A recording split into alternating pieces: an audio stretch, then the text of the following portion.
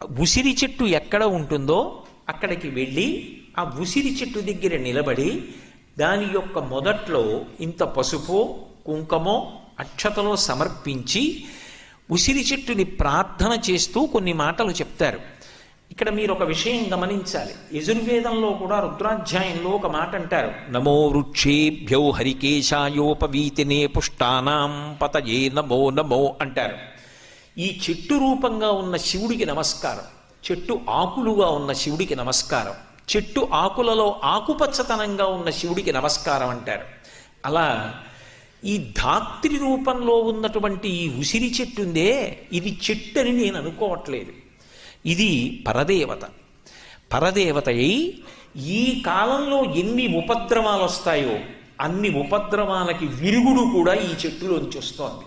అంటే అమ్మవారే ఈ చెట్టు రూపంలో నిలబడి అనుగ్రహాన్ని